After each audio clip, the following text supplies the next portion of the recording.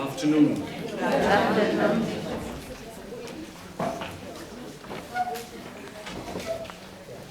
Just before lunch, we had a look at the realization that in times of extreme crisis, we usually receive a new understanding of God. Well, we are in a time of extreme crisis. So who is the God being revealed today? And I would ask each of us to try and keep an open mind, because sometimes what happens is that there are little glimmerings of the new revelation. But in our fear of saying, that could be it, we might miss the boat. At other times, those with a vested interest to keep the boat steady might also dissuade us from paying attention. And the most common way things are done is to label something. I remember when countries go to war, they label the enemy, they give the enemy a name and a tag.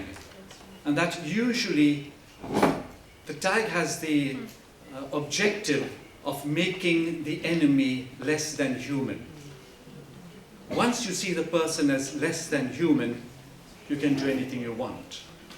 Similarly, with new ideas, you give it a tag, and then everything is thrown into that. And people would say, oh, well, that is. And one of the tags that is used, I'm afraid, mainly by the Vatican, would be the tag New Age. New Age. If we don't agree with something, New Age. And automatically suspicion comes on that. Well, just remember, there is no leader for the New Age. No single person. It's something here, something there, another place, another one. There's no attempt to organize it.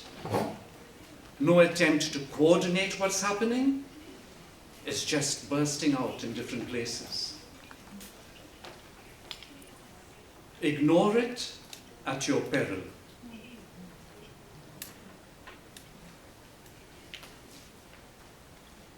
Having said that, I want to speak about the peace of wild things. The peace of wild things. And I want to start with a poem by Wendell Berry.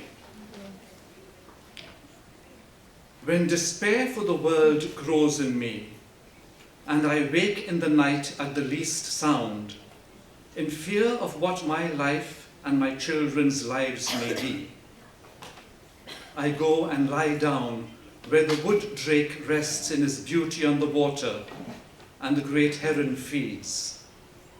I come into the peace of wild things who do not tax their lives with forethought of grief. I come into the presence of still water, and I feel above me the day-blind stars waiting with their light. For a time, I rest in the grace of the world and am free.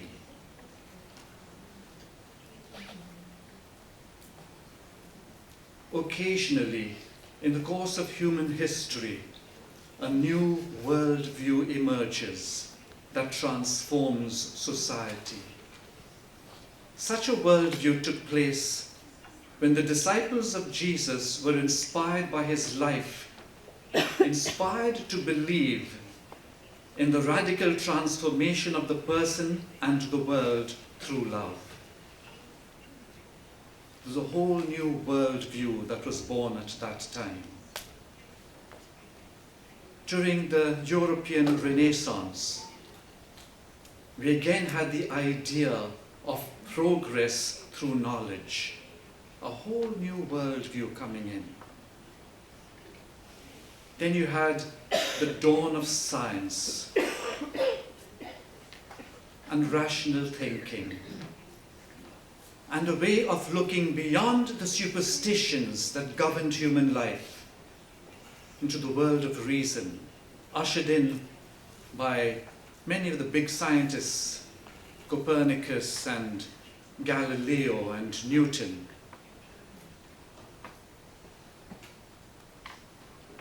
And today, we have another whole new way of looking at life, a new worldview coming in. And that is what I want to speak about now. The most recent manifestations of that worldview would be called conscious evolution. Conscious evolution. In 1959, 100 years after Darwin published On the Origin of Species, the University of Chicago brought together a number of leading evolutionary pioneers to commemorate the occasion. Perhaps one of the most famous of the invited speakers was Julian Huxley, a brilliant scientist, humanist, world-renowned intellectual. Huxley's talk was called The Evolutionary Vision, and he delivered it with an almost religious passion. He suggested that religion as we knew it was dying, that supernaturally centered faiths were destined to decline, to deselect themselves out of existence like non-adaptive species in a hostile environment. Evolutionary people can no longer take refuge from their loneliness in the arms of a divinized father figure who they themselves created, Huxley claimed, nor escape from the responsibility of making decisions by sheltering under the umbrella of divine authority, nor absolve themselves from the hard task of meeting their present problems and planning their future by relying on the will of an omniscient but unfortunately inscrutable providence. Huxley's words were strong, spoken with conviction, the conviction of one who had worked his whole life to free the human spirit from belief systems unsuited to the modern world. But before proclaiming the death of religion altogether, he added a notable line. Finally, he concluded, the evolutionary vision is enabling us to discern, however incompletely, the outline of a new religion that will arise to serve the needs of the coming era. We're beginning to discern the outlines of a new religion that will arise to serve the needs of the coming era. Now, when I'm speaking about a new religion, I'm not speaking about something that's going to supersede world faiths that you have at the moment. But I am suggesting that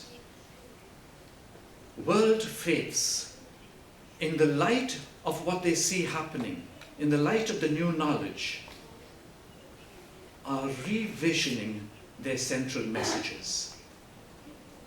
And that's strongly happening at the moment in Christianity. It's happening already. And you'll have come across some of these people who are doing this. We are somewhere between the initial visions of what's possible and established, accepted cultural truths. We're still in the Wild West phase of development.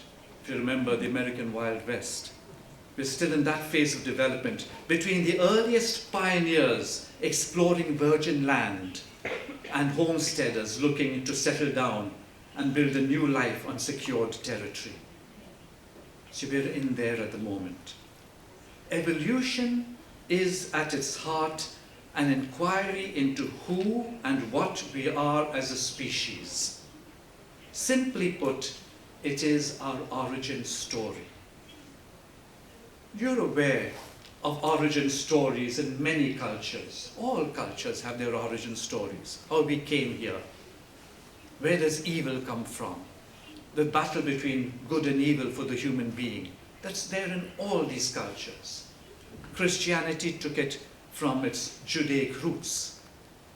Judaism got it from the East, the Middle East. Evolution tells us where we have come from. It explains the historical roots and context of our very existence. And for the first time in human history, this is the most beautiful point about it, that you and I are living at this time. Do you know how privileged we are? Our founders never knew this. Our prophets and mystics never knew this. Never knew this scientifically. I believe that the mystics knew it through the experience of God. For the first time we know where we have come from. At least our physical roots. We know where that's come from.